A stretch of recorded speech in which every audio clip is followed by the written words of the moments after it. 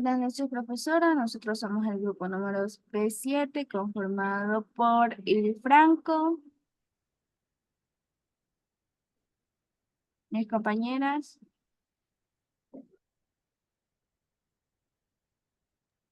Mi nombre es Amy Moreira.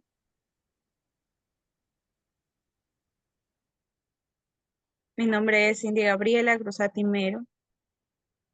Y nosotros vamos a hacer un breve conversatorio sobre los árboles semánticos de cada asignación. Nuestra primera oración es: si aplicamos principios morales, éticos y espirituales, construiremos una sociedad mejor para todos. Entonces, ¿cómo fue que realizaron ustedes el árbol? O sea, se sobreentiende que primero va la O de la oración y luego viene cómo la dividieron ustedes.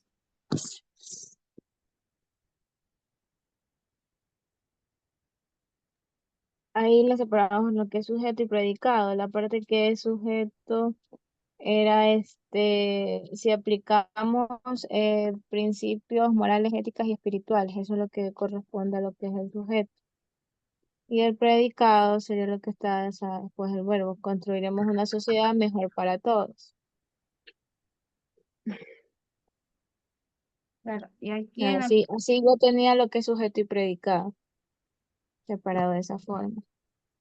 claro, y aquí también tenemos que este sujeto, Pero también podemos notar la diferencia que hay entre el adjetivo del inglés y el español, en la que ambas oraciones que teníamos se podía notar en el ejemplo, que los adjetivos en español y en el idioma inglés son la concordancia y la posición respecto al sustantivo.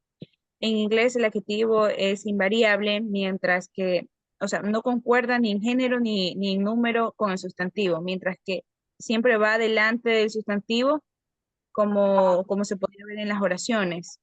En la regla del uso de los adjetivos de inglés es invariable porque el adjetivo no varía independientemente de si se refiere a un sujeto formado por una o varias cosas o personas. Por ejemplo, mis flores favoritas son las rosas. En inglés, my favorite flowers are rose. El sustantivo va al inicio, mientras que en otras suele ir en medio de la oración. Por ejemplo, she owns a large apartment. Es dueña de un gran apartamento. Hay una gran diferencia entre el idioma inglés y el español en las oraciones que hicimos en base al trabajo grupal también del árbol sintáctico. sí, también vemos que en la parte de la oración en español, al momento de iniciar la oración, no la iniciamos con un sustantivo como comúnmente, sino que lo iniciamos con un condicionante, que sería la palabra sí. Si aplicamos, y ahí luego empieza la palabra que continúa, es un verbo. Y de ahí viene recién los sustantivos, que es principios. Si aplicamos principios, y de ahí vienen adjetivos, morales, éticos y espirituales, seguido de Esos son conjunción. adjetivos, sí. Claro, es que en el inglés el uso de determinantes es casi siempre obligatorio, porque los sustantivos suelen ser singulares o contables, mientras que en el Ujú. español es diferente porque existe más flexibilidad en cuanto al desarrollo de estas oraciones. En cuanto al predicado, podemos ver que siempre tiene lo que es un sintagma verbal. O sea, en el predicado siempre tiene que ir el verbo. Esa es la base, como quien dice.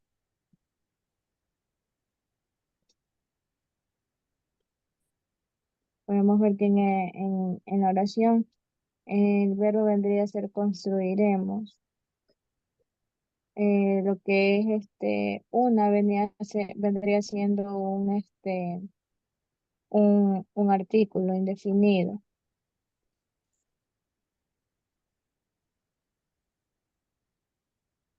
En el español también podemos notar que es un idioma más adaptado o más flexible debido a que el sujeto puede ser omitido y si está implícito, sobre todo por la conjugación verbal. mientras que en el inglés el sujeto es generalmente explícito. Es una gran diferencia. Ujú. Y en la oración de inglés que dice, My students know what integrity is and they are always applying its principles in every activity they do. ¿Cómo la dividieron esta parte? O sea, my student knows what integrity es lo que es el sujeto. Y de ahí lo que queda, and they are always applying its principle in every activity they do. Ese de ahí ya sería lo que es predicado. Sí. Ambos idiomas utilizan frases preposicionales para el Sí. uso de la colocación en cuanto al análisis sintáctico de las mismas.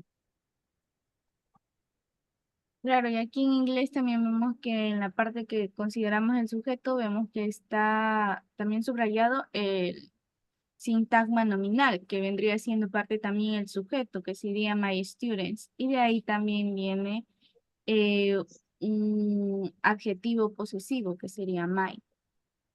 Y tenemos my student, adjetivo posesivo, el sustantivo, que conforman el, A ver, como que era ahí solo el objetivo posesivo sería my, student sería el sustantivo. claro. Sí. Ujú.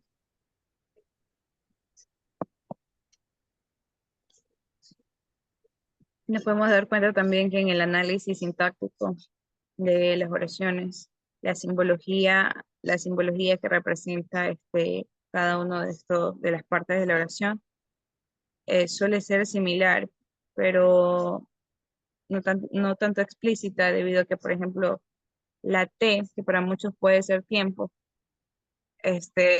viene siendo en lo que es la oración de inglés, no tiempo del tiempo, sino tense, del tiempo gramatical, es decir, entonces la simbología a veces no es tanto, no es muy explícita en el inglés como en el español, porque la inicial con la que lo representa en muchas ocasiones no suele ser la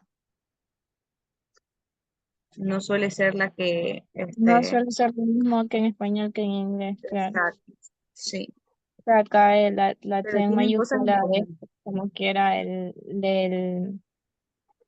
tiempo, el tiempo en el que se está hablando, o sea, si es presente, pasado, futuro. sí, tiempo gramatical. Ujú. Claro, y también vemos De que allí, al empezar el árbol semántico hay una gran diferencia en inglés y español, porque en español empezamos con la letra O de oración.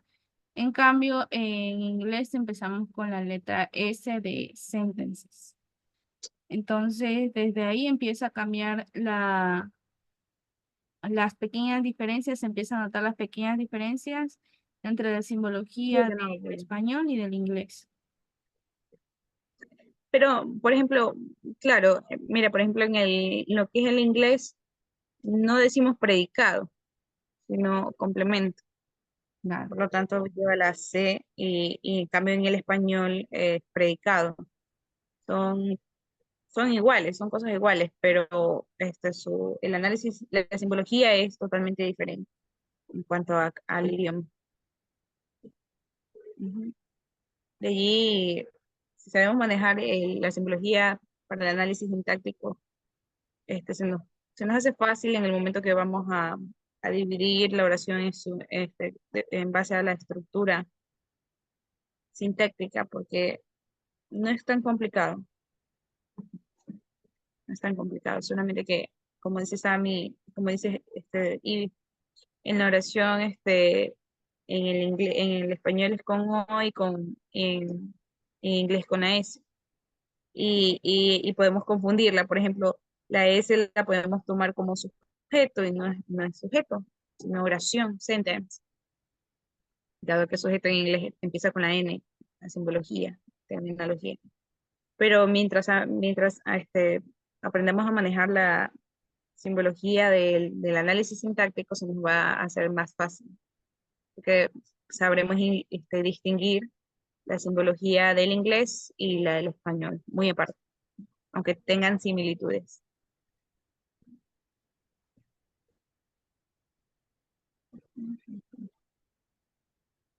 Claro, también aquí en la oración en inglés hay una parte donde está también, vienen algunas partes de la oración, que viene el sujeto, el auxiliar, el adverbio y el verbo. En la parte que dice, they are always playing, a playing.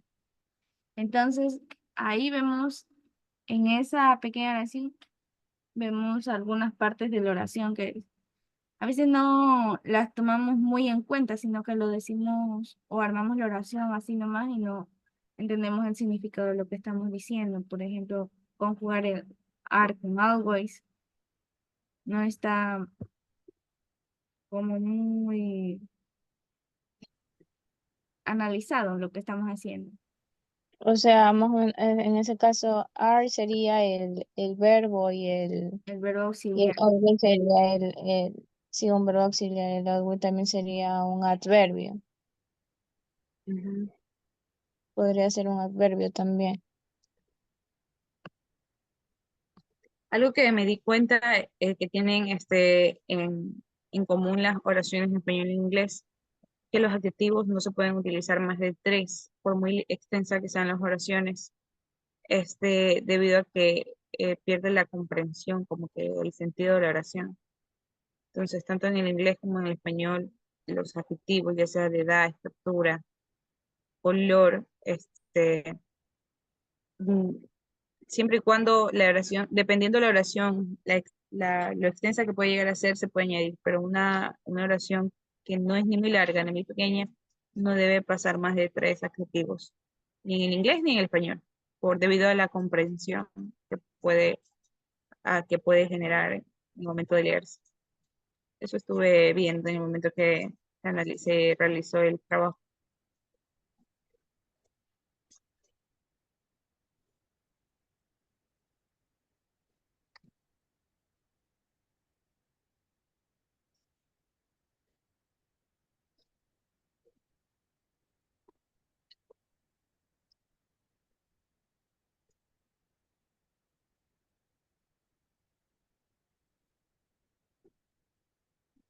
Tal vez tengan algo más que comentar acerca del trabajo. No, creo que todo está claro. No, Entonces, muchas gracias y esto fue todo nuestro conversatorio. Gracias. bye.